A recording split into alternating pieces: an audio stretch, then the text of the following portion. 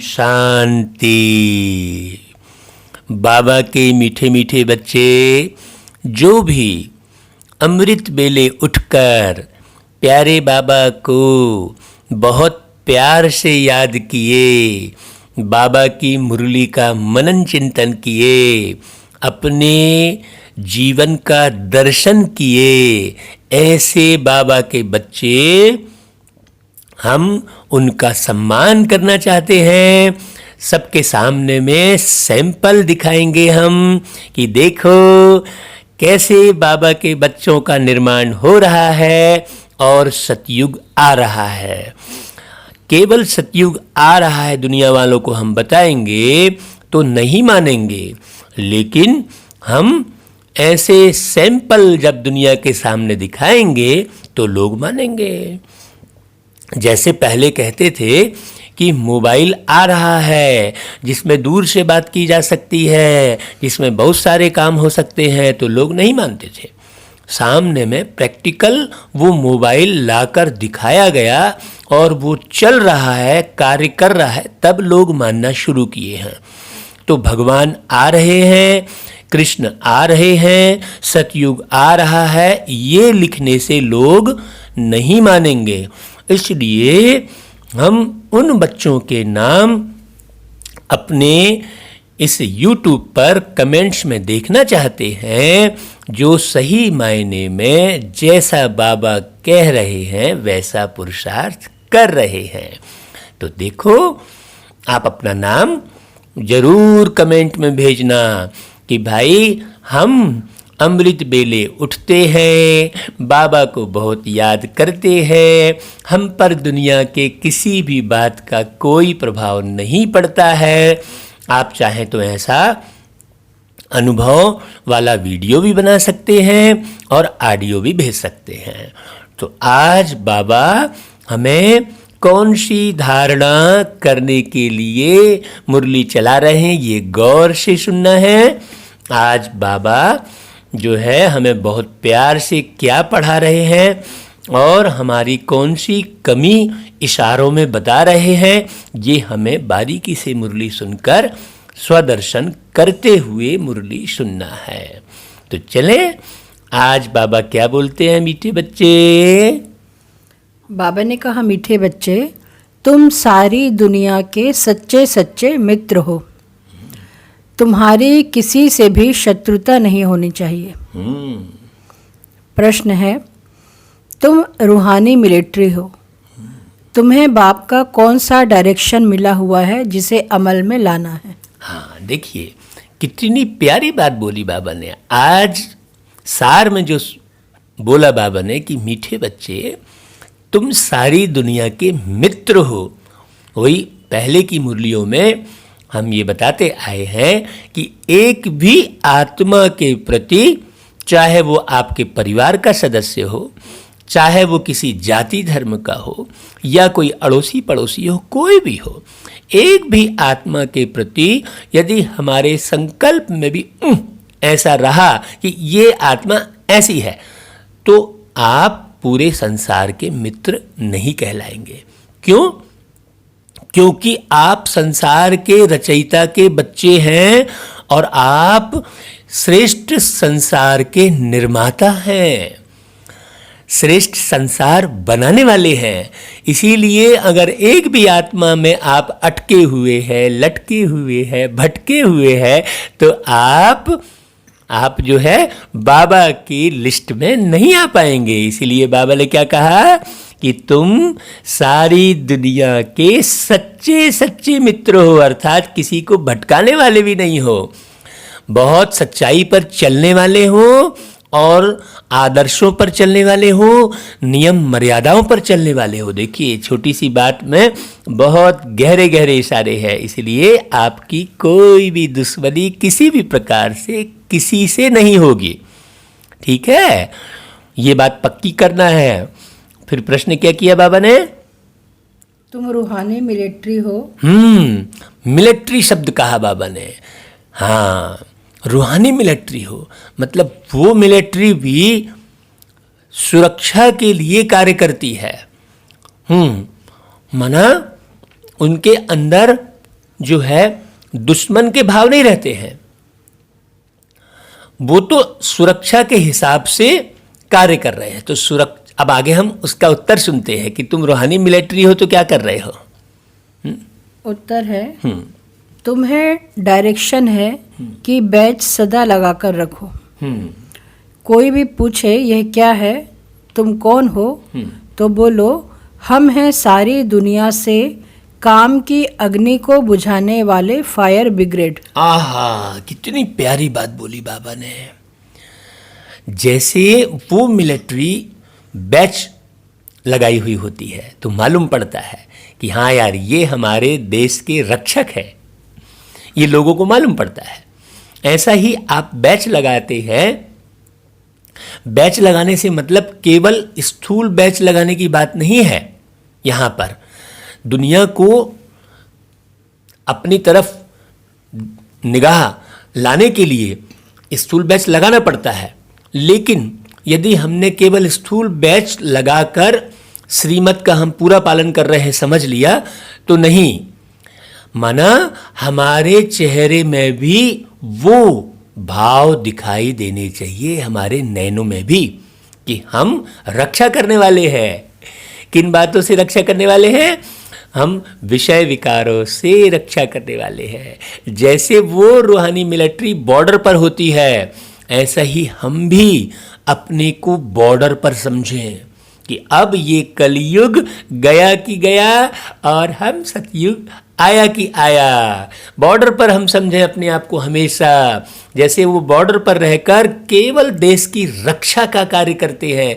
उनको माँ बाप की फिक्र या किसी भी किस्म का कोई शौक नहीं रखते हैं। ऐसा सैनिक ही देश की रक्षा कर सकता है जो रिश्ते नातों की फिक्र ना करे, जो अपने शौक में न रहे। दुनिया में भी वैसा ही सैनिक देश की रक्षा कर सकता है। बाकी तो वो सैनिक जो है अपने प्राण गंवा देते हैं जो शौक में रहते हैं या दूसरे ख्यालातों में रहते हैं। तो उसी प्रकार बाबा हमें रूहानी मिलिट्री बनने कह रहा है, और हम जब अपने आप को रूहानी मिलिट्री बनाकर दिखाते हैं तो हमको देखकर औरों को भी प्रेरणा मिलती है। जैसे उस सैनिक को देखकर नए युवाओं को प्रेरणा मिलती है कि हम भी जाकर देश की रक्षा करें, और वो नए नए सैनिक फिर बनते हैं। ऐसा ही यहाँ भी है। तो आगे सुनते हैं। इस समय सारी दुनिया में काम अग्नि लगी हुई है। हम सबको संदेश देते हैं, अब पवित्र बनो, दैवी गुण धारण करो तो बेड़ा पार हो जाएगा। मना जैसे वो रूहानी मिलिट्री बहुत सारे नियम मर्यादाओं का पालन करती है दुनिया में जो मिलिट्री है, तो बाबा हमें कौन सी नियम मर्यादा का पालन करने कह रहे हैं? कि हम पवित्र हैं, हम पवित्रता को धारण किए हुए हैं। ऊपर बाबा ने मीठे बच्चे में क्या कहा कि एक भी आत्मा दुश्मन नहीं है, हम केवल विषय विकारों से रक्षा करते हैं। जैसे वो केवल रक्षा के लिए निमित्त बने हुए हैं, हाँ, किसी से दुश्मनी नहीं, माने किसी को भी नहीं मार देते हैं। वो रूहानी सैनिक केवल रक्षा के लिए निमित्त बनते हैं। जो अटैक करता है उससे बचाते हैं। वो भावना नहीं रखते हैं कि हमें सबको मारना है, हमारे हाथ में बंदूक आ गई है तो हम किसी को भी मार दें। ऐसे भावना वाला सैनिक थोड़ी सम्माननीय कहलाएगा। ऐसा ही बाबा हमें ये समझा रहे हैं। अच्छा, आगे सुनते हैं। ओम शांति। मीठे मीठे रूहानी बच्चे सहज याद में बैठे हैं। कोई कोई को डिफ़िकल्ट लगता है, बहुत मूंझते हैं, हम टाइट अथवा स्ट्रिक होकर बैठें। बाप कहते हैं ऐसी कोई बात नहीं है, कैसे भी बैठो, बाप को सिर्फ याद करना है। यहाँ पर कोई शारीरिक मुद्रा बनानी है ऐसा नहीं है। देखो बाबा क्लियर कर रहे हैं। नहीं तो कई लोग जो है योग करने बैठते हैं तो शरीर को टाइट करते हैं, नहीं, या शरीर की कोई मुद्रा बनाते हैं। शारीरिक मुद्रा की यहाँ कोई बात नहीं है। यहाँ तो मानसिक, बौद्धिक और संस्कारिक मुद्रा की बात है। है ना। आगे सुनते हैं। बाप को सिर्फ याद करना है, इसमें मुश्किलात की कोई बात नहीं। वह हठ योगी ऐसे टाइट होकर बैठते हैं, टांग टांग पर चढ़ाते हैं। यहाँ तो बाप कहते हैं आराम से बैठो। बाप को और 84 के चक्र को याद करो, यह है ही सहज याद। देखो, जैसे आप अपने मम्मी पापा को याद करेंगे तो कोई शारीरिक मुद्रा बनाएंगे क्या? जैसे आप किसी नाते रिश्तेदार की याद करेंगे तो कोई शारीरिक मुद्रा बनाएंगे? नहीं, आराम से। हाँ, अगर आपका शरीर थक गया है, आपको प्रॉब्लम हो रही है, तो आप बाबा कहते हैं कि आप लेटे लेटे भी याद कर सकते हैं। लेकिन ये हमें ध्यान रहे कि हमें नींद ना आ जाए, क्योंकि नींद में कमाई नहीं कर रहे हम। हमें ये जो योग है ये कोई निद्रा योग नहीं है, ये चैतन्य योग है। हमें हमेशा चेतनता हमारी बनी रहनी चाहिए, अर्थात हम ज्ञान को और बाबा की याद को कभी न भूलें। आगे, उठते बैठते बुद्धि में रहे। जैसे देखो, यह छोटा बच्चा बाप के बाजू में बैठा है, इनको बुद्धि में माँ बाप ही याद होंगे। तुम भी बच्चे हो ना, बाप को याद करना तो बहुत सहज है। हम बाबा के बच्चे हैं, बाबा से ही वर्षा लेना है। शरीर निर्वाह अर्थ गृहस्थ व्यवहार में भल रहो, सिर्फ औरों की याद बुद्धि से निकाल दो। हाँ, जैसे बाबा ने उस बच्चे का उदाहरण दिया, बच्चे को और कोई थोड़ी याद होगा। सामने में कोई मुरली सुन रहा होगा, उसके बाजू में बच्चा बैठा होगा, तो बाबा ने उदाहरण दिया कि देखो, जैसे ये बच्चा है, इसको केवल माँ बाप याद है और कोई दुनिया याद नहीं है, इसलिए बाबा मीठे बच्चे कहते हैं। तो वैसा ही हमको भी बाबा के बच्चे बनना है। आगे, कोई हनुमान को, कोई किसको, साधु आदि को याद करते थे, वह याद छोड़ देनी है। याद तो करते हैं ना, पूजा के लिए पुजारी को मंदिर में जाना पड़ता है, इसमें कहाँ जाने की भी दरकार नहीं है। कोई भी मिले, बोलो शिव बाबा का कहना है मुझ एक बाप को याद करो। शिव बाबा तो है निराकार। देखिए, उनकी याद कैसे आएगी? देखिए, बाबा की याद आएगी बाबा के विचार सुनने से। हाँ, हम जिससे जितनी ज़्यादा गहराई से संपर्क बनाते हैं, जितना बातें करते हैं, जितना मिलते हैं, उतना प्यार बढ़ते जाता है, प्यार बढ़ते जाता है, समझ बढ़ती जाती है उस व्यक्ति के प्रति। ऐसा ही बाबा भी एक व्यक्ति ही है भाई। बाबा कोई ऐसा, जैसे लोगों ने बड़ा बड़ा रूप दिखा दिया है, हमारे आपकी तरह एक व्यक्ति ही है।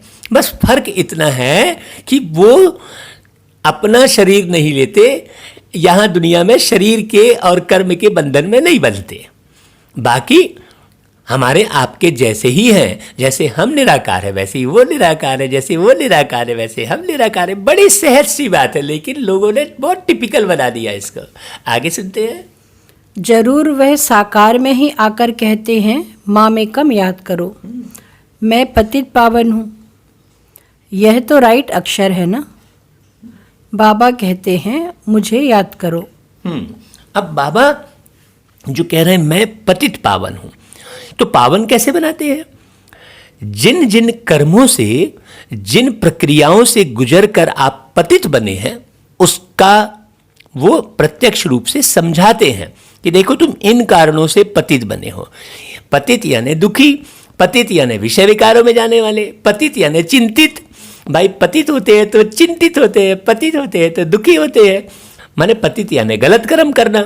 तो बाबा किन कारणों से आप पतित हुए, तो बाबा कौन सी शिक्षा देते? बहुत प्यारी सी, आप लोगों ने सुना होगा कि शरीर समझने से आप पतित होते हैं। भाई जो आप हैं वही समझेंगे ना, जो आप नहीं हैं वो समझेंगे तो कैसे नहीं आप भटकेंगे।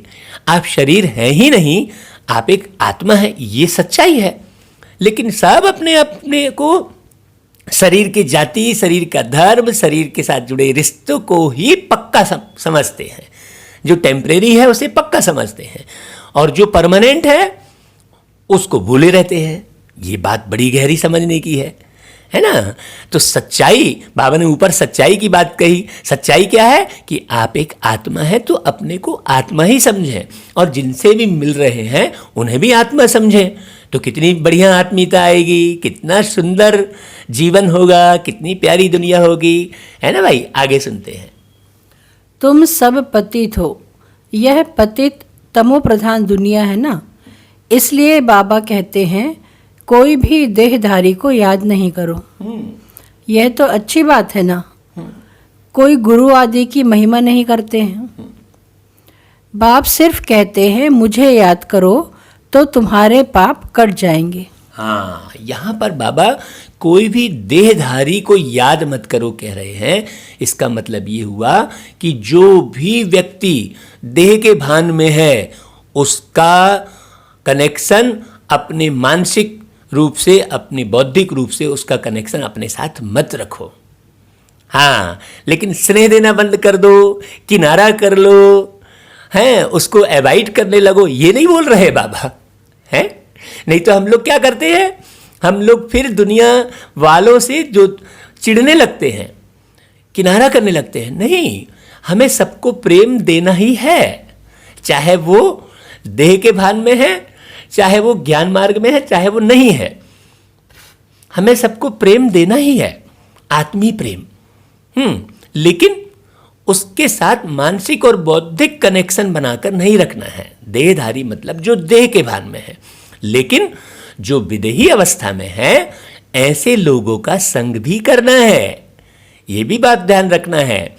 ऐसे लोगों को आगे बढ़ाना है, जो ज्ञान योग में आगे हैं उनको आगे बढ़ाना है, उनका सहयोगी बनना है। उनका सहयोगी बनना अर्थात प्यारे बाबा की श्रीमत पर चलना कहलाएगा। ये सब बारीकी बातें हैं, आगे सुनते हैं। यह है योग बल अथवा योग अग्नि। बेहद का बाप तो सच कहते हैं ना, गीता का भगवान निराकार ही है, कृष्ण की बात नहीं। भगवान कहते हैं सिर्फ मुझे याद करो और कोई उपाय नहीं। अर्थात मानसिक और बौद्धिक कनेक्शन, संपर्क, क्योंकि ज्ञान का सागर तो एक बाप है, बाकी सम्मान सबका, प्रेम सबसे, लेकिन कनेक्शन अर्थात मानसिक और बौद्धिक कनेक्शन अर्थात संबंध केवल एक परमात्मा से। ये बारीक पुरुषार्थ है, आगे सुनते हैं। पावन होकर जाने से ऊंच पद पाएंगे, नहीं तो कम पद हो जाएगा। हम तुमको बाप का संदेश देते हैं, मैं संदेशी हूँ। इस समझाने में कोई तकलीफ नहीं है।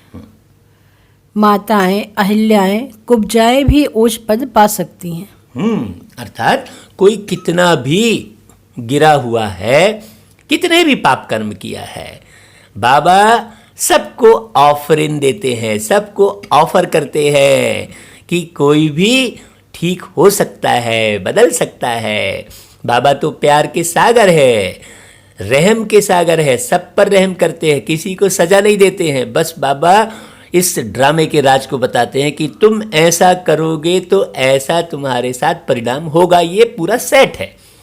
अलग से कोई बाबा सजा देंगे या पार्टिकुलर किसी व्यक्ति को नहीं देंगे, नहीं। जिसने जो भी कर्म किए हैं, चाहे वो अभी बहुत श्रेष्ठ कर्म कर रहा है, लेकिन जो कर्म उसने छोटा भी थोड़ा भी गड़बड़ किया उसकी सजा तो निश्चित है। फिर वो बहुत श्रेष्ठ कर्म कर रहा है तो वो सजा नहीं पाएगा, ऐसा नहीं है। कई लोग ये बोलते हैं कि भाई आप इतने अध्यात्म लाइन में चलते हैं तो फिर आपको बीमार नहीं पड़ना चाहिए। तो भाई अध्यात्म लाइन में हम पूरे जन्म जन्मांतर थोड़ी चलते आए हैं, ये तो अभी हमको बाबा मिला है तो अभी चल रहे हैं। लेकिन जो पूर्व में जो कर्म किए हैं वो कहाँ जाएंगे?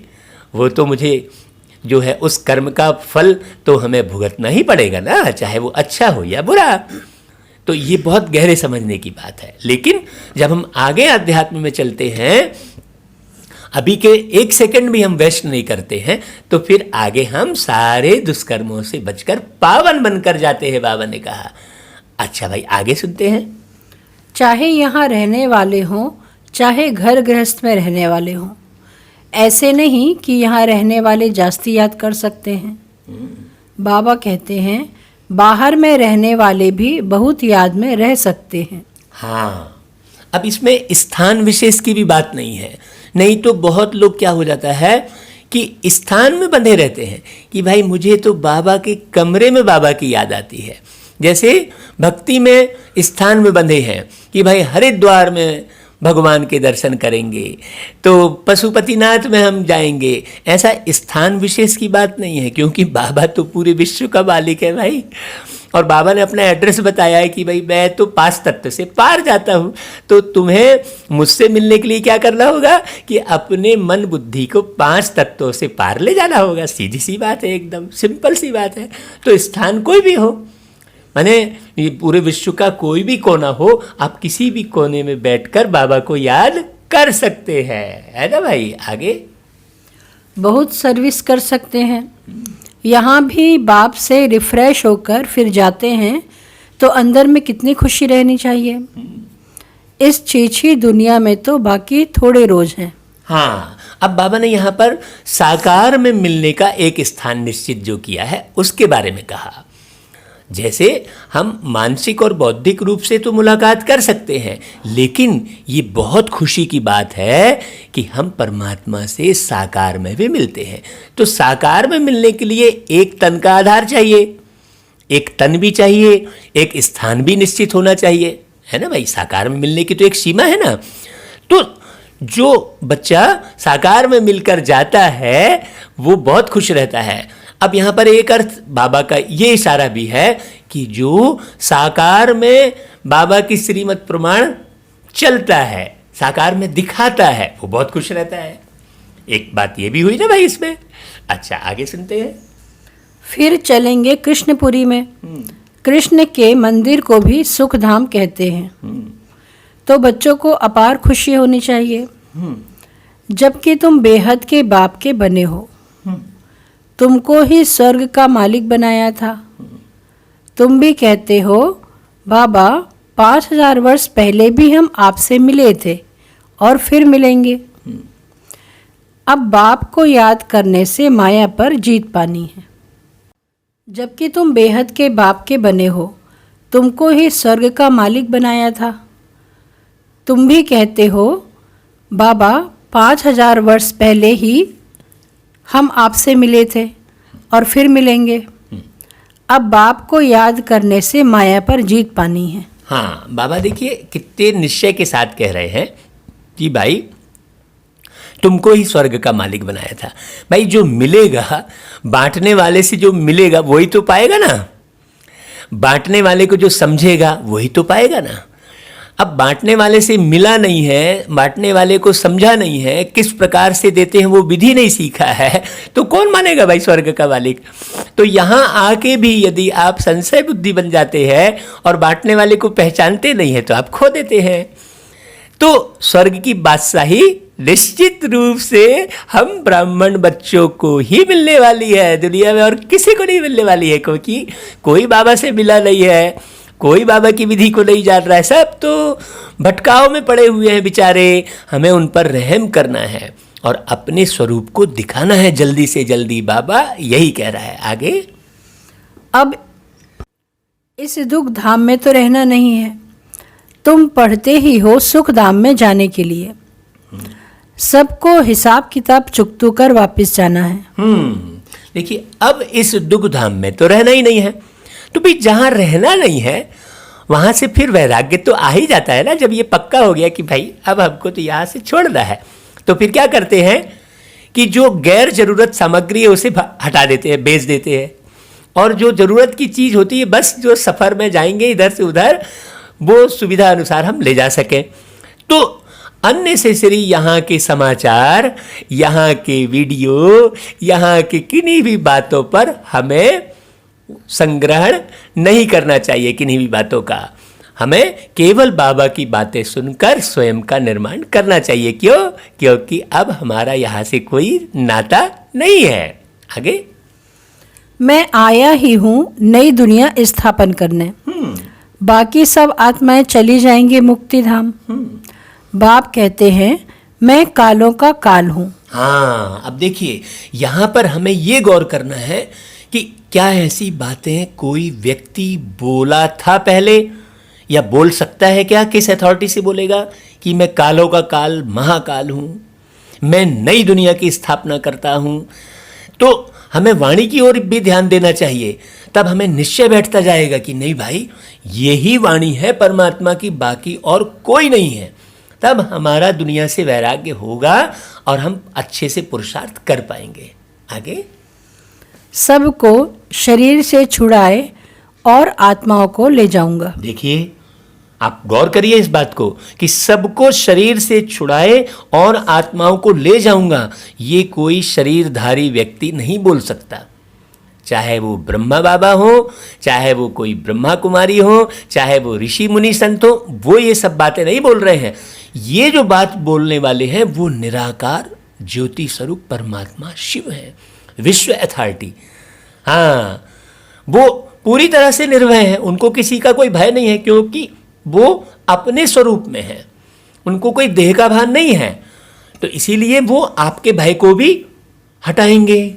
जो पूरी तरह से निर्भय है वही भय को हटाएगा। बाकी दुनिया में जिन्होंने भी शरीर लिया है, चाहे कोई भी हो, कितना भी बड़ा पुरुषार्थी हो, कितना भी बड़ा तपस्वी हो, सूक्ष्म में उसके अंदर भय रहता ही है, और भय ही मौत का कारण बनता है।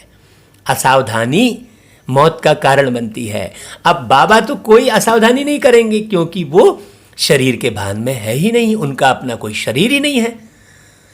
तो सावधान करने वाले एक ही बाबा होंगे, शिव बाबा। उस शिव बाबा को हमें बहुत अच्छे से समझना है। कोई भी अब दुनिया में तो बहुत ज़्यादा भटकाव है, किसी को भी भगवान, कैसा भी भगवान, भगवान को कुछ भी बोलते दिखा दिया, भगवान को कुछ भी करते दिखा दिया, ऐसा तो नहीं है ना। सुनते हैं बहुत अच्छे से भाई मुरली। हम आपसे सबसे हृदय से विनम्र अनुरोध कर रहे हैं कि इस मुरली को खूब बार सुनिए, एक बार नहीं 100 बार सुनिए, क्योंकि एक बार सुनने से बुद्धि में बैठती नहीं है कोई भी बात दुनिया में भी। आगे, सब कहते भी हैं हम जल्दी जाएं, यहाँ तो रहने का नहीं है, यह तो पुरानी दुनिया, पुराना शरीर है। अब बाप कहते हैं मैं सबको ले जाऊंगा, छोड़ूंगा किसको भी नहीं। अब देखिए बाबा कह रहा है कि मैं सबको ले जाऊंगा, छोड़ूंगा किसी को भी नहीं। क्यों? क्योंकि बाबा को सर्व आत्माओं के दुख मालूम पड़ रहे हैं। आज संसार की सब आत्माएं यहाँ की प्रक्रिया से, यहाँ की सरकमटांस से, यहाँ के वातावरण से बहुत दुखी हो गई हैं, और दूसरी आत्माओं के व्यवहार से, स्वार्थपने से बहुत आत्माएं दुखी हो गई हैं, और सब जाना चाहती हैं, लेकिन रास्ता नहीं है।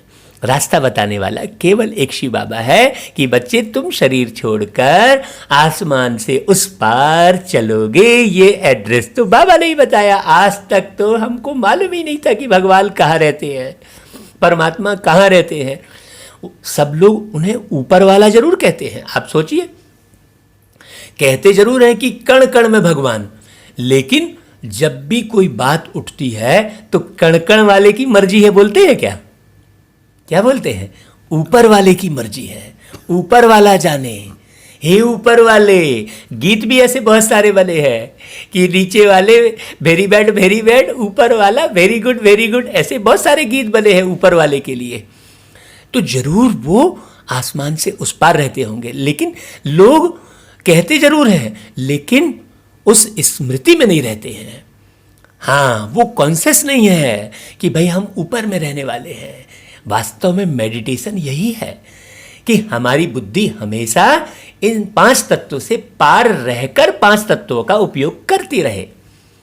आत्मा 5 तत्वों का उपयोग करे, 5 तत्वों में फंसे नहीं। चाहे वो 5 तत्वों का शरीर हो, किसी शरीर में ना फंसे, चाहे वो कोई वस्तु हो, है ना भाई। 5 तत्व में किसी भी रूप में न फंसे, बस 5 तत्व में फंसना ही दुख है, और 5 तत्व का उपयोग करते हुए उसके भान से परे रहना सुख है। आगे सुनते हैं। तुम सबने बुलाया ही है, हे पतित पावन आओ। भल याद करते हैं परंतु अर्थ कुछ भी नहीं समझते हैं। पतित पावन की कितनी धुन लगाते हैं, फिर कहते हैं रघुपति राघव राजा राम। अब देखिए, पतित पावन की धुन लगाने से या किसी संगीत में धुन में डूब जाने से कोई अपना निर्माण तो नहीं कर पाएगा ना। निर्माण करने के लिए एक एक बात समझनी होती है। आज किसी भी चीज़ का निर्माण करें, चाहे छोटा सा एक खिलौना भी न बना लें, लेकिन उसकी भी बारीकियां समझनी होती है ना। तो इतने बड़े जीवन का निर्माण करने के लिए क्या किसी भी धुन में हम रम गए तो क्या निर्माण हो जाएगा? नहीं हो सकता। ज्ञान चाहिए पूरा, आदि मध्य अंत का, हम कौन हैं, कहाँ से आए हैं, फिर इस शरीर को छोड़कर कहाँ जाएंगे, किस कर्म का क्या फल पाएंगे, ये सारा ज्ञान बाबा ने मुरलियों में बताया है। कथा कहानी सुनने से तो ज्ञान क्लियर नहीं होगा ना। कथा कहानी सुनने से क्या होता है कि हम उस पात्र के ख्यालों में रहते हैं कि वो ऐसा कर रहा है, हम अपने तरफ नहीं देख पाते हैं। अगर मान लीजिए हमने किसी व्यक्ति विशेष की कहानी सुनी या आर्टिफिशियल हमने फिल्म बनाकर वो फिल्म देखते बैठे रह गए, तो उससे हम स्वयं का निर्माण कभी नहीं कर पाते हैं। क्यों? क्योंकि हमारी बुद्धि में वो पात्र ही रहता है। चाहे वो भक्ति में कृष्ण जी कह लो, चाहे रामचंद्र जी कह लो, या फिर इस फिल्म में चाहे कोई रोल जो अदा करता है, जो अभी दुनिया की फिल्में चल रही हैं। तो कोई भी कथा कहानी सुनने से ज्ञान क्लियर नहीं होता है। ठीक है, ज्ञान जैसा ही सुनने पर हम अच्छे मजबूत बन सकते हैं। आगे सुनते हैं। अब शिव बाबा तो राजा बनते नहीं, राजाई करते नहीं, उनको राजा राम कहना रॉन्ग हो गया। माला जब सिमरते हैं तो राम राम कहते हैं, उसमें भगवान की याद आती है। भगवान तो है ही शिव। मनुष्यों के नाम बहुत रख दिए हैं। कृष्ण को भी श्याम सुंदर, वैकुंठनाथ, मक्खन चोर आदि आदि बहुत नाम देते हैं। हाँ, अभी देखिए बाबा और क्लियर कर रहे हैं। कितना क्लियर करते हैं बाबा। अब बाबा तो राजा बनते नहीं है, लेकिन आप भगवान को किस रूप में याद कर रहे हो? राजा राम के रूप में है। लेकिन बाबा तो कभी राजा नहीं बनते। बाबा बच्चों को राजा बनाते हैं। वो तो शरीर लेते ही नहीं है? तो वो तो अभोक्ता है भाई। उनको तो किसी स्वाद से भी मतलब नहीं है, क्योंकि उनका शरीर नहीं है। भाई आत्मा को खाने की जरूरत कब पड़ती है? जब वो शरीर में रहती है। शरीर से अलग हो गई तो वो खाने की जो आदत पड़ी है उसके कारण आत्मा भले विचलित हो सकती है। जिसने आत्मा का ज्ञान पक्का नहीं किया है, जो शरीर के भान में जो आत्मा शरीर छोड़ती है, वो फिर खाने का भाव उसका बना रहता है ना। ये बात बारीक समझने की है। और जो आत्मा ये समझ जाती है कि मैं तो एक आत्मा हूँ भाई, खाना तो इस शरीर को खिलाना पड़ता है, इस शरीर को चलाने के लिए खाना खिलाना पड़ता है, तो वो स्वाद के वशीभूत वो आत्मा नहीं रहती है। हाँ भाई, शरीर में हम शुद्ध चीज़ डालें, क्योंकि जैसे शरीर एक गाड़ी के समान है। जैसे हम अपनी गाड़ी में अगर पेट्रोल डालना है तो पेट्रोल ही डालेंगे। हम कोई भी मिट्टी भूसा कुछ भी डालकर उसको थोड़ी चलाएंगे, उसका इंजन खराब हो जाएगा। लेकिन शरीर और आत्मा का ज्ञान नहीं होने के कारण मनुष्य खाने पीने का भी ज्ञान नहीं है, कुछ भी डालता है शरीर में, कुछ भी डालता है। आप सोचिए, क्या आप अपने एक्टिवा को, अपनी मोटरसाइकिल को, क्या अपने उसकी टंकी में कुछ भी डालते हैं? आप प्योर से प्योर पेट्रोल ढूंढते हैं। वैसा ही आत्मज्ञान नहीं होने के कारण मनुष्य कुछ भी खा रहा है, शरीर को चलाता है। देखिए, और बाबा तो अशरीरी है, तो इसीलिए आपको पालेगा कौन, आपको तारेगा कौन? केवल एक परमात्मा। इसीलिए जीवन में रहते हुए, सब कार्य व्यवहार करते हुए मुझे परमात्मा के ज्ञान को सुनकर उनके साथ अपनी बुद्धि का योग जोड़ना अनिवार्य है। आगे सुनते हैं। फिर बाबा ने पूछा, तुम अभी कृष्ण को मक्खन चोर कहेंगे? बिल्कुल नहीं। तुम अभी समझते हो भगवान तो एक निराकार है, कोई भी देहधारी को भगवान कह नहीं सकते। हाँ देखिए, बाबा ने ये प्रश्न किया कि तुम अभी कृष्ण को मक्खन चोर कहेंगे? तो हम कहेंगे, हम समझ युक्त कहेंगे। हम माखन कौन सा चुराया, मैंने आत्मसात किया, वो ज्ञान का माखन है। हम समझे भी रहेंगे और समझाएंगे भी कि माखन चोर, भाई किसी चोर की पूजा तो होती नहीं है, चाहे वो 1 रुपए का चोर कहलाए है, चाहे लाख का चोर कहलाए, चोर तो चोर है।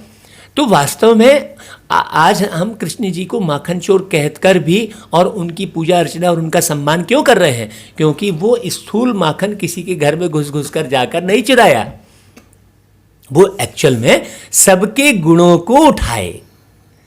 तो मनुष्य जो है, ये माखन का मतलब सबके अंदर के गुण है।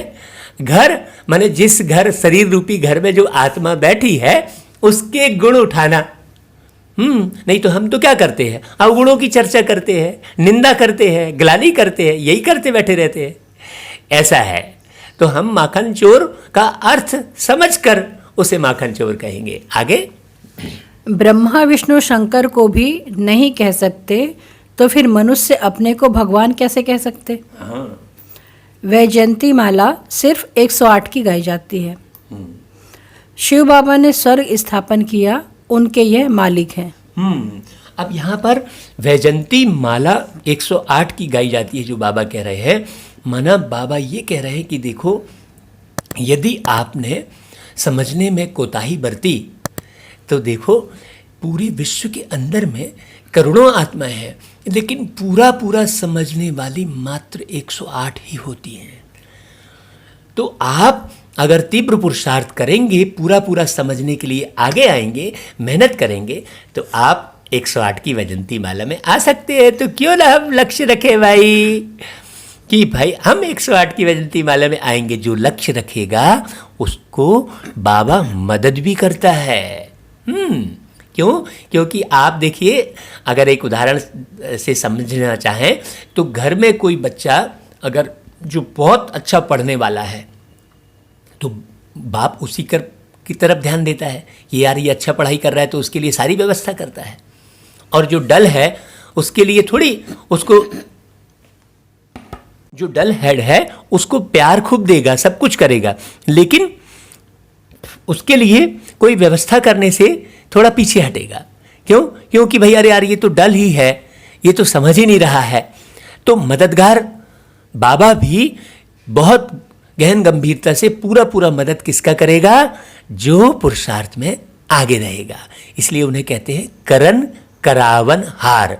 करन यानी जो करने वाला है उससे वो कराते हैं, और जो करने ही वाला नहीं है उसके पीछे पड़ के क्या करेंगे? अब एक बाप है घर में और कोई बच्चा जो है मान नहीं रहा है, बाप बार बार कह रहा है कि बच्चे तू शराब मत पी, जो इधर उधर दोस्ती यारी में समय मत गवा, लेकिन वो नहीं मान रहा है। तो बाप क्या करेगा? बाप क्या करेगा? जो मानने वाला बच्चा है उससे कराएगा, है उससे कराएगा। तो करने वाले बच्चे से ही बाबा कराएगा। तो हमें क्या करना है? हमें करनहार बनना है। करनहार बनेंगे तो करावनहार कराएगा। आगे सुनते हैं। जरूर, उससे पहले उन्होंने यह पुरुषार्थ किया होगा। उसको कहा जाता है कलयुग अंत, सतयुग आदि का संगम युग। यह है कल्प का संगम युग। मनुष्यों ने फिर युगे युगे कह दिया है। अवतार नाम भी भूल फिर उनको ठिक्कर बित्तर में कड़कड़ में कह दिया है। यह भी है ड्रामा। जो बात पास्ट हो जाती है उसको कहा जाता है ड्रामा। कोई से झगड़ा आदि हुआ, पास हुआ, उनका चिंतन नहीं करना है। अच्छा, कोई ने कम जास्ती बोला, तुम उनको भूल जाओ, कल पहले भी ऐसे बोला था। याद रहने से फिर बिगड़ते रहेंगे।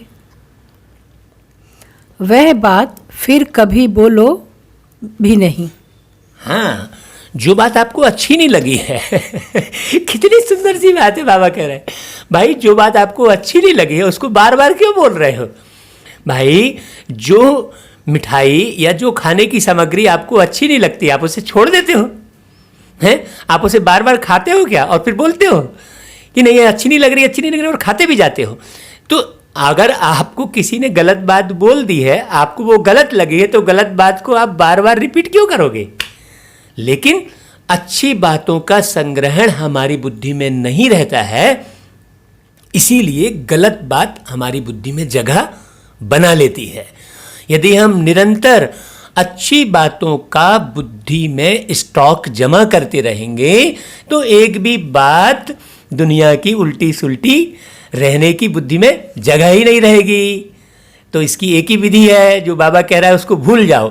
तो भूलने की क्या विधि है कि निरंतर आप मुरली की बातों को अपनी बुद्धि में भरते रहो। आगे, तुम बच्चों को सर्विस तो करनी है ना, सर्विस में कोई विघ्न नहीं पड़ना चाहिए, सर्विस में कमजोरी नहीं दिखानी चाहिए। शिव बाबा की सर्विस है ना। हाँ, यहाँ पर बाबा ये कह रहे हैं कि हमें निर्भय होकर सर्विस करनी चाहिए। निर्भय होकर सर्विस कौन करेगा? जिसको बाबा पर निश्चय होगा कि मेरे साथ बाबा है। भाई, जब मैं सच्चाई पे चल रहा हूं तो कहा जाता है कि सत्य की नाव हिलती डुलती है लेकिन डूबती नहीं है। तो कितनी भी परेशानी आ जाएगी वो बच्चा सर्विस में लगा रहेगा। हाँ, ये बात बड़ी गहरी समझने की है। आगे सुनते हैं। उनमें कभी जरा भी ना नहीं करना चाहिए, नहीं तो अपना पद भ्रष्ट कर लेंगे। बाप के मददगार बने हो तो पूरी मदद देनी है। बाप की सर्विस करने में जरा भी धोखा नहीं देना है। पैगाम सबको पहुंचाना ही है। बाप कहते रहते हैं, म्यूजियम का नाम ऐसा रखो जो मनुष्य देख अंदर घुसें और आकर समझें, क्योंकि यह नई चीज़ है ना। मनुष्य नई चीज़ देख अंदर घुसते हैं। आजकल बाहर से आते हैं भारत का प्राचीन योग सीखने। अब प्राचीन अर्थात पुराने ते पुराना, वह तो भगवान का ही सिखाया हुआ है जिसको 5000 वर्ष हुए। हाँ, यहाँ पर बाबा जो म्यूजियम की बात किए कि बाहर ऐसा हमें जो है दिखाना है जो व्यक्ति देखकर अंदर प्रवेश करे, है ना। यहाँ पर सूक्ष्म रूप से और कौन सी बात है? यहाँ पर सूक्ष्म रूप से एक बात ये है कि हमें ही चलता फिरता म्यूजियम बन जाना है। हमें अपने व्यवहार से दिखाना है। हाँ, कहीं भी फा नहीं होना है। हाँ, अगर कोई व्यक्ति हमारी अच्छी बातों को भी मान्य नहीं चाह रहा है तो हमें उससे आर्गुमेंट नहीं करना है। भाई, आप पवित्र रहोगे तो समझ पाओगे, सीधा सीधा बोल देना है, किसी से आर्गुमेंट भी नहीं करना है। और किसी के प्रश्न का उत्तर देने में भी हमें पीछे नहीं हटना है। हमें इतना ज़्यादा ज्ञानी और योगी बनना है कि कोई कहीं से भी प्रश्न करे, कैसा भी हमारे साथ व्यवहार करे, हम उसे सेटिस्फाई, उसे संतुष्ट कर सकें अपने व्यवहार से, अपने ज्ञान से। तो ज्ञान हमें बहुत उठाना है। जितना ज़्यादा आप ज्ञान उठाएंगे, जो ज्ञानी होगा वही योगी होगा। हाँ, पहला सब्जेक्ट बाबा का ज्ञान ही है। लेकिन केवल ऐसा ही नहीं है कि बस केवल ज्ञान ही ज्ञान बघारना है। नहीं, ज्ञान के साथ बाबा ने स्नेह का पानी, है ना, और अच्छे व्यवहार की खाद, ये सब का भी उपयोग करने के लिए कहा है। आगे सुनते हैं। सत्युग त्रेता में योग होता नहीं, जिसने सिखाया वह तो चला गया। फिर जब 5000 वर्ष बाद आए तब ही आकर राजयोग सिखाए। प्राचीन अर्थात 5000 वर्ष पहले भगवान ने सिखाया था। हाँ, यहाँ पर जो रूहानी प्रेम करने की आदत डाली बाबा ने सैकड़ों वर्षों मेहनत करके, वो आदत पक्की करनी है। आप यहाँ ही अगर रूहानी प्रेम की आदत छोड़ देंगे और जिस्मानी प्रेम की तरफ ध्यान ले जाएंगे तो आप वहाँ पहले पहले थोड़ी आएंगे सतयुग में, क्योंकि यहाँ का जमा किया हुआ ही वहाँ हम पाते हैं। वहाँ कोई ज्ञान और योग नहीं है। वहाँ पे नए सिरे से योग सीखेंगे या ये सब बातें सीखेंगे, ऐसा नहीं है। बाबा ऐसी बातें बताकर हमें अटेंशन दे रहा है कि यहाँ का एक सेकंड भी आप वेस्ट न करें। आगे, वही भगवान फिर संगम पर ही आकर राजयोग सिखलाएंगे, जिससे पावन बन सकते हैं। इस समय तो तत्व भी तमो प्रधान है। पानी भी कितना नुकसान कर देता है। उपद्रव होते रहते हैं पुरानी दुनिया में। सतयुग में उपद्रव की बात ही नहीं, वहाँ तो प्रकृति दासी बन जाती है। यहाँ प्रकृति दुश्मन बनकर दुख देती है। इन लक्ष्मी नारायण के राज्य में दुख की बात नहीं थी, सतयुग था। ये लक्ष्मी नारायण बनाने वाला कौन? शिव बाबा। तो पावन का मतलब हो गया पूर्ण, संपूर्ण, सर्वगुण संपन्न, 16 कला संपूर्ण। ये पावनता की परिभाषा है ना। पूरा योग्य, एक एक बात को गहराई से समझने वाला। पावन का मतलब केवल विषय विकारों से मुक्त हो गया, ब्रह्मचर्य व्रत का पालन करने लग गया, वो पावन कहलाया? नहीं। पावन का मतलब हो गया संपूर्ण। पावन का मतलब हो गया तृप्त, यहाँ से पूरी तरह तृप्त हो गया, क्योंकि उसने आगे का भविष्य उस आत्मा ने बहुत अच्छे से बना लिया। उसको पूरा ये ज्ञान हो गया कि मैं ये बनने वाला हूँ आगे जाकर।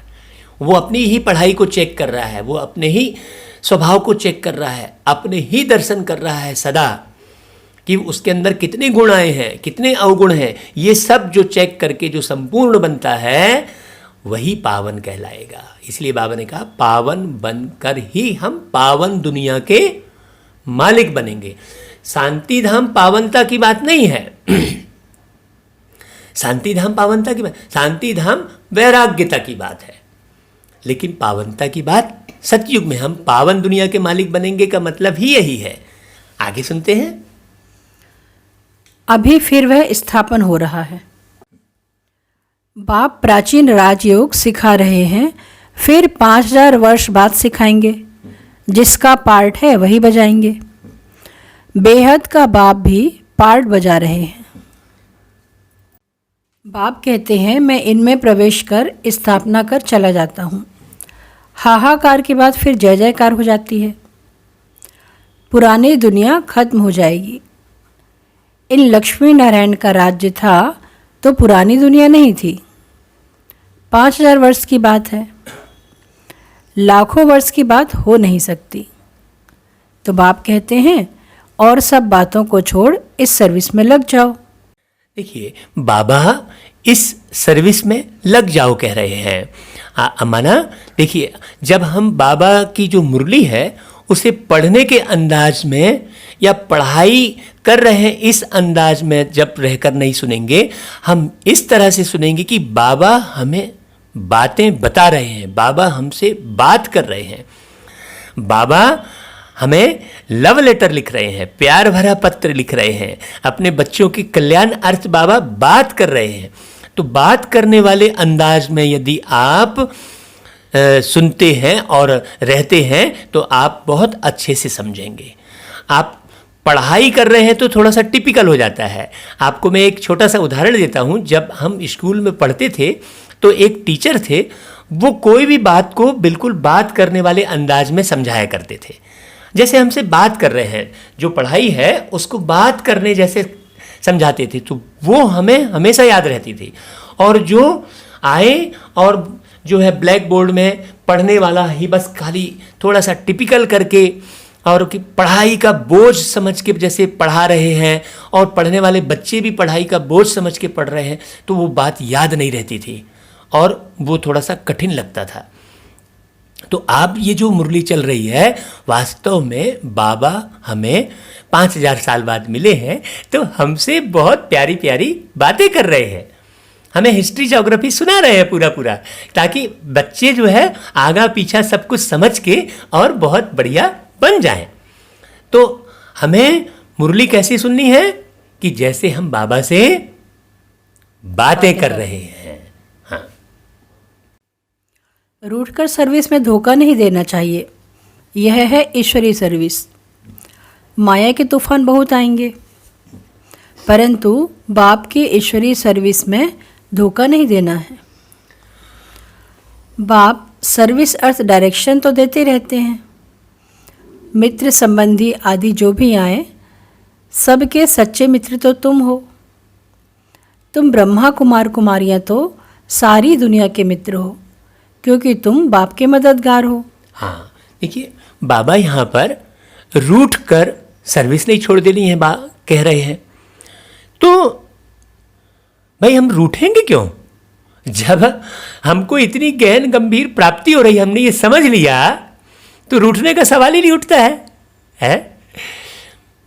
ये पढ़ाई से, ये जो बातें बाबा बता रहे हैं, इससे हमें कितना ऊंच पद मिल रहा है, तो यहाँ रूठने का कोई सवाल ही नहीं उठता है। हाँ, हम रूठते कब है? जब हमें ये स्मृति नहीं रहती है कि भाई मुझे तो बाबा आया है और मुझे बाबा ये बना रहा है। बाबा की शिक्षाओं से हम, बाबा की सावधानी से हम इतने बेहतरीन विश्व के महाराजा लक्ष्मी नारायण बनने वाले हैं। तो फिर यहाँ कहीं रूठने और मूंझने का कहीं सवाल ही नहीं उठेगा। आगे बाबा ने आगे कहा, मित्रों में कोई शत्रुता नहीं होनी चाहिए। कोई भी बात निकले, बोलो शिव बाबा को याद करो, बाप की श्रीमत पर लग जाना है। हाँ, देखिए बाबा ने कहा कि बच्चे तुम तो पूरे संसार के मित्र हो, तो फिर अब यहाँ रूठने वाला कोई रोल ही नहीं है। अभी जैसे मैं कई बार व्हाट्सएप में जनरल पब्लिक को भी मैं ये मुरली भेज रहा हूँ, आम ग्रुप में भी ये मुरली भेज रहा हूँ, तो उस ग्रुप से कई बार बहुत क्रोध करने वाले लोग मुझे फ़ोन करते हैं और उल्टा सीधा बोलते हैं कि भाई आप ये ब्रह्मा कुमारी का ये सब भेजना बंद करिए, आप बिल्कुल मत करिए। लेकिन हम उसे कौन से भाव से बात करते हैं?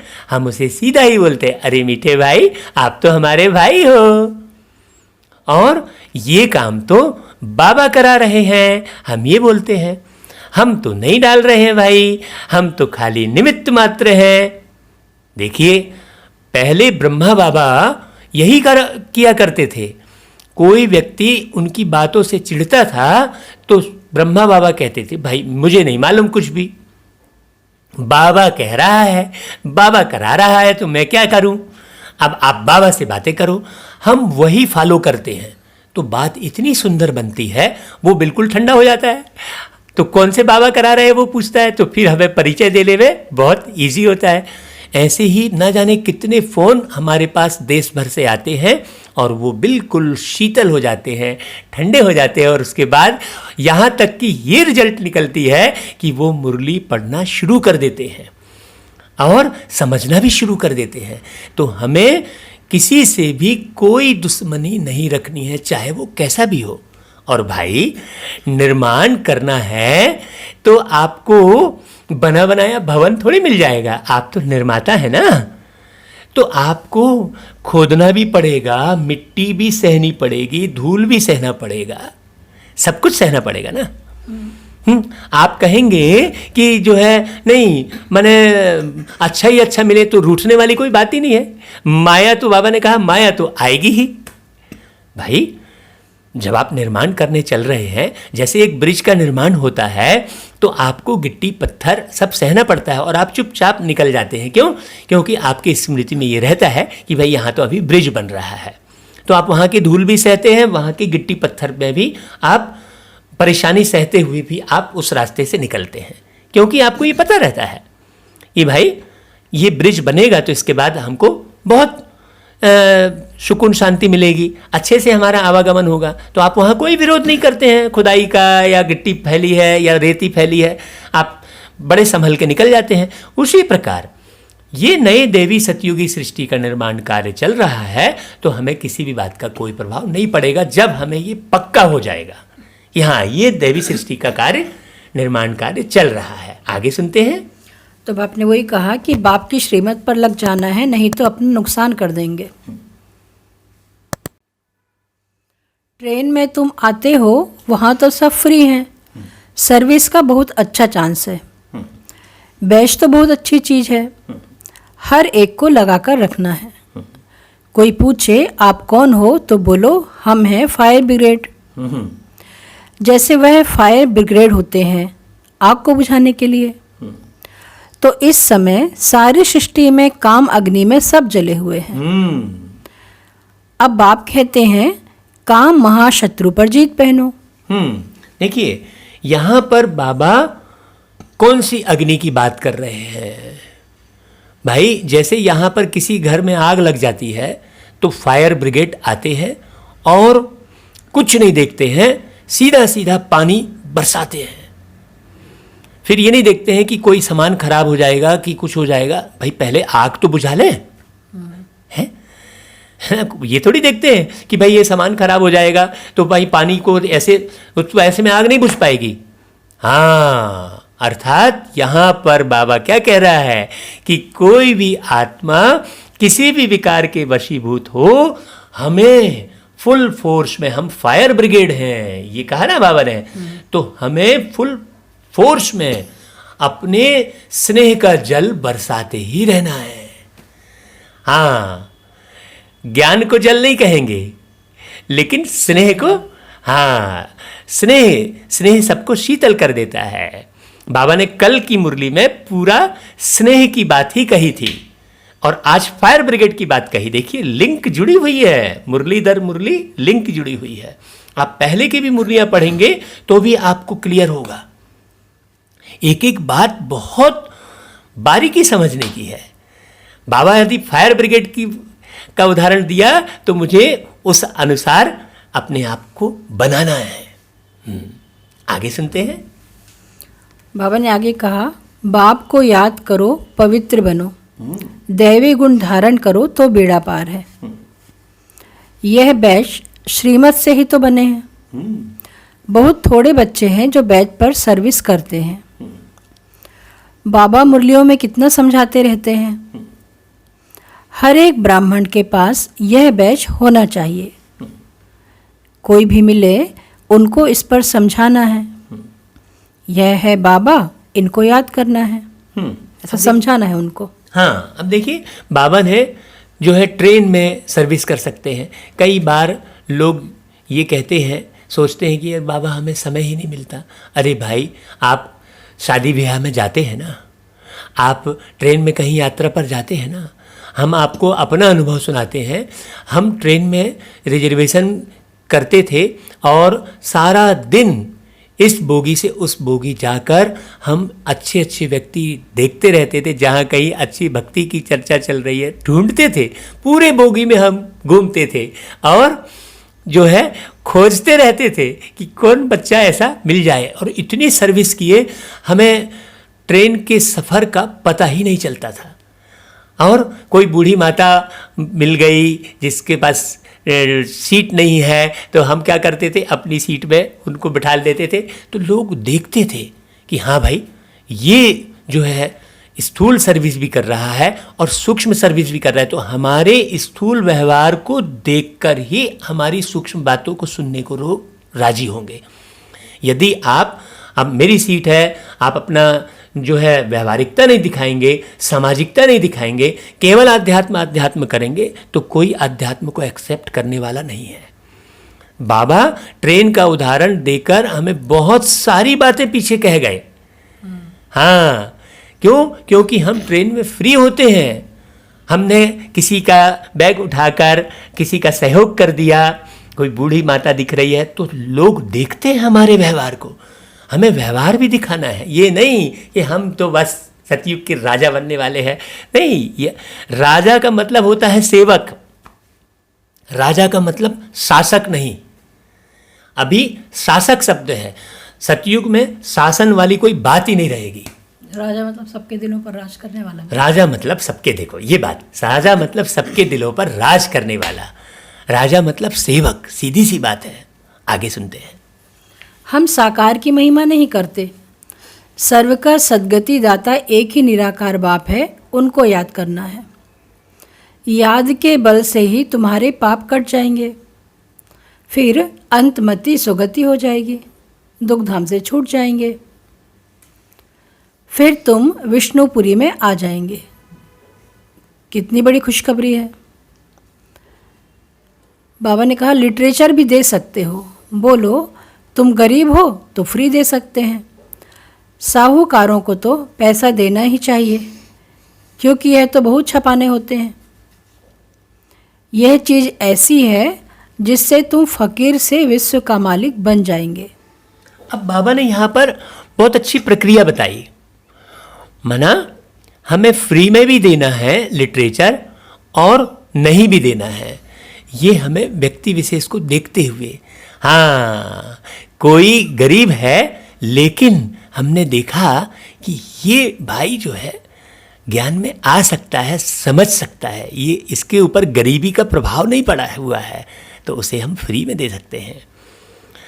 अमीर है, अमीर को भी हम फ्री में दे सकते हैं, उसके ऊपर अमीरी का प्रभाव नहीं पड़ा है यदि।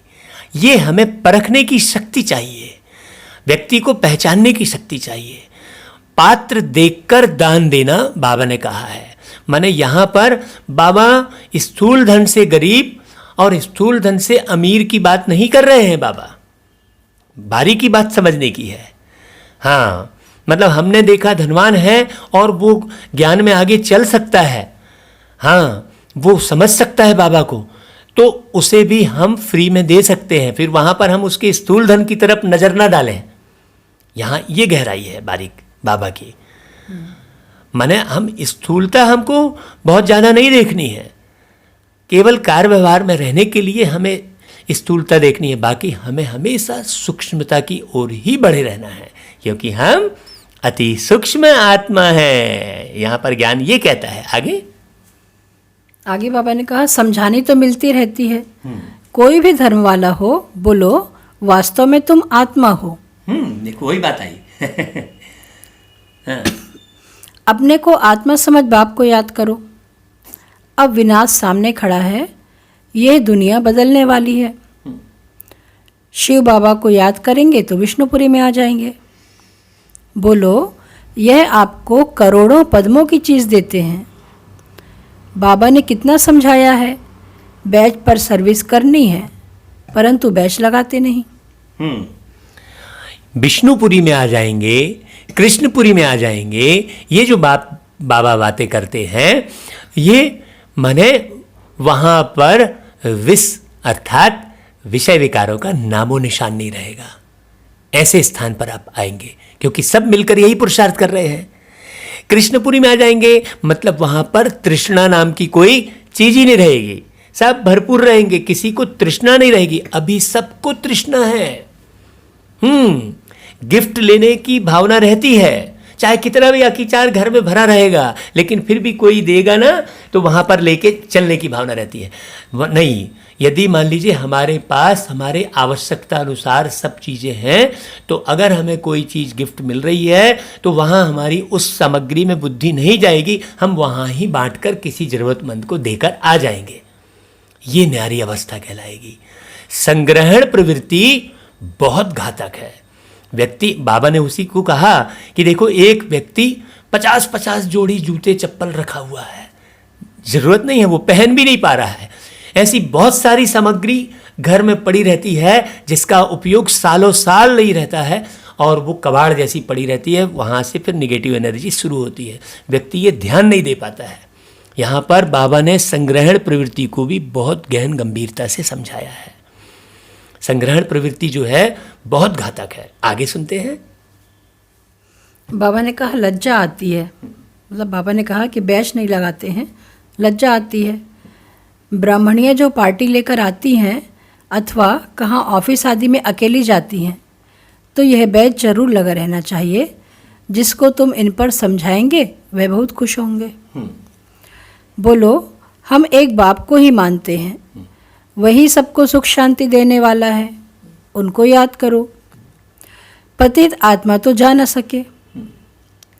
अभी यह पुरानी दुनिया बदल रही है, ऐसे ऐसे रास्ते में सर्विस करते आना चाहिए।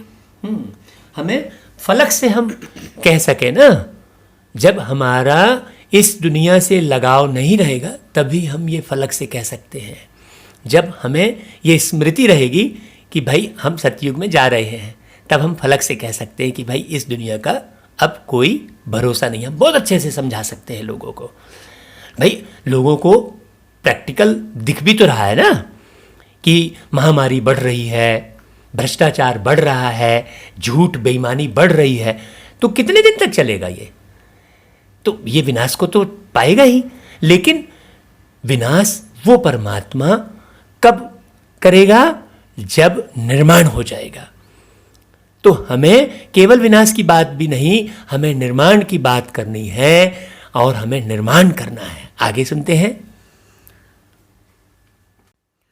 तुम्हारा नाम बहुत होगा, बाबा समझते हैं शायद लज्जा आती है जो बैज पहन सर्विस नहीं करते हैं। एक तो बैज, सीढ़ी का चित्र अथवा त्रिमूर्ति, गोला और झाड़ का चित्र साथ में हो। आपस में बैठ एक दो को समझाओ तो सब इकट्ठे हो जाएंगे। पूछेंगे यह क्या है? बोलो शिव बाबा इनके द्वारा यह नई दुनिया स्थापन कर रहे हैं। अब बाप कहते हैं मुझे याद करो, पवित्र बनो। आप पवित्र तो वापस जा नहीं सकेंगे। ऐसी मीठी मीठी बातें सुनानी चाहिए तो खुशी से सब सुनेंगे। हाँ, आप पवित्र वापस जा नहीं सकेंगे तो कहाँ वापस नहीं जा सकेंगे? सतयुग में वापस नहीं जा सकेंगे। वापस, ये चक्र है ना, वापस नहीं जा सकेंगे, ये सृष्टि का चक्र है ना। हाँ, तो सतयुग में नहीं जा सकेंगे अपवित्र। मतलब जो पहुंचे हुए भी रहेंगे, पहले कल्प में जो जीत हासिल कर लिए होंगे, वो भी यदि अपवित्र होंगे तो वो वापस नहीं जा सकेंगे। जैसे आप कहीं पर गए हैं घूमने और आपका सारा धन खत्म हो गया तो आप वापस आ सकेंगे? नहीं आ सकेंगे ना। उसी प्रकार पवित्रता सबसे बड़ा धन है। इसी धन के बदौलत आप वापस सतयुग जा सकेंगे, ये बाबा कह रहा है। अगर आपके पास धन खत्म हो गया तो आप कैसे वापस घर आएंगे? वहीं भटकते रहेंगे ना, मांगेंगे, भिखारी बन जाएंगे। कहीं भी आप घूमने गए हैं तो जो है आपका धन खत्म हो गया, आपने उड़ा दिया, ध्यान नहीं दिया कि मुझे वापस भी लौटना है भाई, तो उसके लिए थोड़ा बहुत संभाल के आप रखें। तो पवित्रता रूपी धन यदि नहीं रहेगा तो आप सतयुग में नहीं आ सकेंगे, ये बात है। आगे तो खुशी से सब सुनेंगे, परंतु कोई की बुद्धि में बैठता नहीं है। सेंटर पर क्लास में जाते हो तो भी बैच लगा रहे। फिर बाबा ने कहा मिलिट्री वालों को यहाँ बिल्ला यानी बैच लगा रहता है, उनको कभी लज्जा आती है क्या? तुम भी रूहानी मिलिट्री हो ना। बाप डायरेक्शन देते हैं, फिर अमल में क्यों नहीं लाते? बैच लगा रहे तो शिव बाबा की याद भी रहेगी। हम शिव बाबा के बच्चे हैं। दिन प्रतिदिन सेंटर्स भी खुलते जाएंगे, कोई ना कोई निकल आएंगे।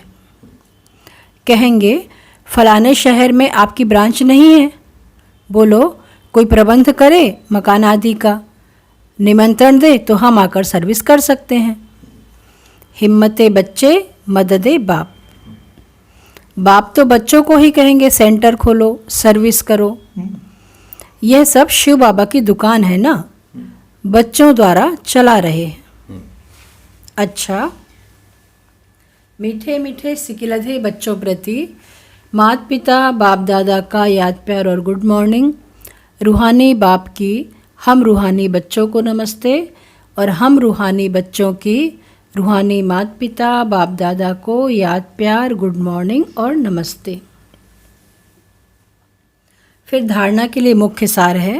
पहली पॉइंट, कभी आपस में रूठकर सर्विस में धोखा नहीं देना है, विघ्न रूप नहीं बनना है, अपनी कमजोरी नहीं दिखानी है, बाप का पूरा पूरा मददगार बनना है। दूसरा है, कभी कोई से झगड़ा आदि हुआ, पास हुआ, उनका चिंतन नहीं करना है। कोई ने कम जास्ती बोला तुम उनको भूल जाओ, कल पहले भी ऐसे बोला था, वह बात फिर कभी बोलो भी नहीं। फिर बाबा ने वरदान दिया, बीती हुई बातों को रहम दिल बन समाने वाले शुभ चिंतक भव। इसकी डिटेल है, यदि किसी की बीती हुई कमजोरी की बातें कोई सुनाए तो शुभ भावना से किनारा कर लो। व्यर्थ चिंतन या कमजोरी की बातें आपस में नहीं चलनी चाहिए। बीती हुई बातों को रहम दिल बनकर संभालो। समाकर शुभ भावना से उस आत्मा के प्रति मनसा सेवा करते रहो। भले संस्कारों के वश कोई उल्टा कहता, करता या सुनता है तो उसे परिवर्तन करो। 1 से 2 तक, 2 से 3 तक ऐसे व्यर्थ बातों की माला ना हो जाए। ऐसा अटेंशन रखना अर्थात शुभ चिंतक बनना। बाबा ने जो मनसा सेवा करो की बात कही है, मतलब हमारे मन पर किसी के लिए भी कोई बात का प्रभाव ना रहे, हम खिन्न ना हो, हम जो है टूटे नहीं, हम उदास ना हो, हम दुखी ना हो, हम सदैव हर बात में एक स्मृति में रहेंगे कि भाई मैं तो विश्व महाराजा वल्ले वाली आत्मा हूँ और उस मार्ग पर चल रहा हूँ, तो किसी भी बात का कोई प्रभाव नहीं पड़ेगा। हम अपने स्वरूप में रहेंगे तो ऑटोमेटिक मनसा सेवा होती रहेगी। हाँ, मैंने पार्टिकुलर यहाँ ऐसा कुछ करने की बात नहीं है। आपके ऊपर किसी भी लड़ाई का, झगड़े का, उल्टे सुल्टे व्यवहार का प्रभाव नहीं पड़ेगा, तो आपका वाइब्रेशन बहुत अच्छा फैलता रहेगा। आगे स्लोगन क्या है? स्लोगन है, संतुष्ट मणि बनो तो प्रभु प्रिय, लोक प्रिय और स्वयं प्रिय बन जाएंगे। संतुष्टता उसी के अंदर आ सकती है जो अपने लक्ष्य में अडिग रहेगा। अच्छा भाई, ओम शांति।